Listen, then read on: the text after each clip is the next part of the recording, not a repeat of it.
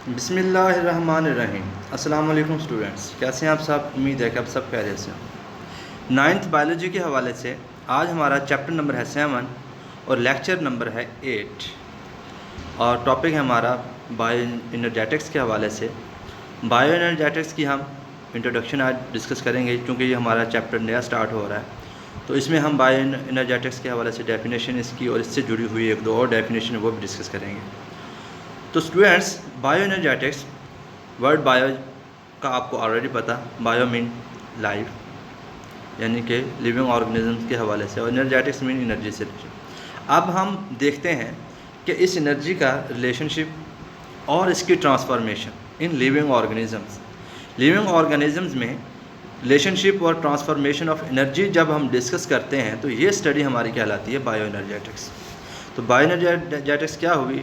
It is the study of relationship of energy and transformation in living organism, यानी कि transformation mean conversion, यानी कि एक form से दूसरी फॉर्म में एनर्जी का कन्वर्ट होना।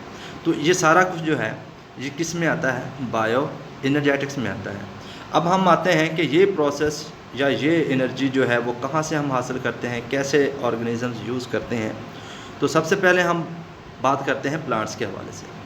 फोटोसिंथेसिस आप सबको पता, इसकी डेफिनेशन का भी पता, मज़ीद हम डिस्कस कर लेते हैं कि सनलाइट से प्लांट्स के जो लीव्स हैं वो एनर्जी गेन करते हैं।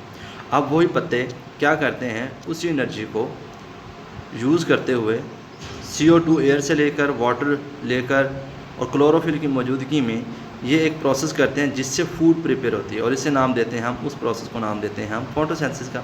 अब इस फोटोसिंथेसिस से हमारे पास क्या हासिल हुई? फूड। अब इस फूड के अंदर वही एनर्जी जो यहाँ से आई वो यहाँ पे मौजूद बॉन्ड्स जो होते हैं कार्बन के, हाइड्रोजन के, ETC जो भी इसके अंदर कार्बन, हाइड्रोजन, ऑक्सीजन है, क्योंकि ग्लूकोज बनता है हमारे सामने C6H12O6, आपको पता है फोटोसिंथेसिस के रिजल्ट में ये बनता है। इनमें जो बॉन्ड होते हैं इनमें एनर्जी स्टोर हो जाती है। अब यही फूड जब बाकी ऑर्गेनिजम्स लेते हैं, जैसे हम इंसान हैं, हम अगर यूज़ करते हैं तो इस एनर्जी से जैसे हम खा लेते हैं उसके बाद हमारी बॉडी में जाकर यहाँ पर एक मेटाबॉलिज्म होता है। मेटाबॉलिज्म आपको ऑलरेडी पता कि तमाम केमिकल रिएक्शन जो लिविंग ऑर्गेनिज्म में हो रहे हैं, बायोकेमिकल रिएक्शन, उन तमाम को हम नाम देते हैं मेटाबॉलिज्म। अब मेटाबॉलिज्म से यही जो स्टोर्ड एनर्जी अब फूड के अंदर थी, जिसे हम पोटेंशियल एनर्जी कहते हैं, यही स्टोर्ड एनर्जी फिर हमारे पास हासिल होती है। अब इस एनर्जी को हम 3 वे से यूज़ करते हैं। देखें ज़रा, पहला, मुख्तलिफ़ एक्टिविटीज़ में डायरेक्ट हम यूज़ कर लेते हैं और जिस फॉर्म में एनर्जी यूज़ होती है उसे हम नाम देते हैं काइनेटिक एनर्जी का, और कुछ एनर्जी स्कैप होती है और हमारे बॉडी को वार्म करती है, यानी कि गर्म रखती है, और हीट की सूरत में रिलीज़ होती है, उसे हम नाम देते हैं हीट एनर्जी का। और कुछ एनर्जी ये होती है कि ATP मॉलिक्यूल्स में स्टोर हो जाती है। ATP मॉलिक्यूल क्या है? Adenosine triphosphate. ये लास्ट लेक्चर्स, कुछ 1-2 लेक्चर पिछले गुजरे, उसमें मैंने बताया था आपको मॉलिक्यूल जिसमें एनर्जी स्टोर होती है, उस मॉलिक्यूल को हम ATP। नेक्स्ट लेक्चर हमारा इसी के मुतालिक होगा। अच्छा, तो अब ये मॉलिक्यूल में स्टोर हो गई एनर्जी, और इस एनर्जी को जिस फॉर्म में एनर्जी स्टोर हो गई है उसे नाम देते हैं हम पोटेंशियल एनर्जी का। अब देखें, इस एनर्जी को जो फूड से हासिल हुई 3 तरीक़ों से, एक्टिविटीज़ में यूज़ हुआ काइनेटिक एनर्जी के फॉर्म में, हीट एनर्जी के फॉर्म में हमारे पास हमारे बॉडी को उसने वार्म कर दिया, और कुछ एनर्जी स्टोर होगी जिसे हम नाम देते हैं पोटेंशियल एनर्जी का। अब यही पोटेंशियल एनर्जी फर्दर हमें जैसे ही हमारी बॉडी को ज़रूरत पड़ती है तो ये एनर्जी ट्रांसफॉर्म हो जाती है और काइनेटिक एनर्जी की फॉर्म में आ जाती है, जो हमारे मुख्तलिफ़ एक्टिविटीज़ में हम इस्तेमाल में लाते हैं। एक्टिविटीज़ हमारी बॉडी में क्या होंगी? केमिकल रिएक्शंस हैं, एक्टिव ट्रांसपोर्ट है, ETC, बहुत सारे रिएक्शंस हो रहे हैं। जहाँ जहाँ एनर्जी ज़रूरत पड़ती है तो वो इसी काइनेटिक एनर्जी की फॉर्म में यूज़ होती है। अब देखें, इस सारा प्रोसेस जो है, इस तमाम में एनर्जी ही है। एनर्जी की इस तरह कन्वर्जन है, ट्रांसफॉर्मेशन है, ये यूज़ है जो भी, तो ये सारे का सारा किस में आता है? बायो एनर्जेटिक्स में आता है। अच्छा, इसके बाद 2 और भी रिएक्शन हैं, 2 तरह के। ओवरऑल इन्हें हम रिडॉक्स रिएक्शन कहते हैं, लेकिन अगर इंडिविजुअली बात करें, एक को हम ऑक्सीडेशन कहेंगे, एक को रिडक्शन कहेंगे। अब ऑक्सीडेशन रिडक्शन है क्या?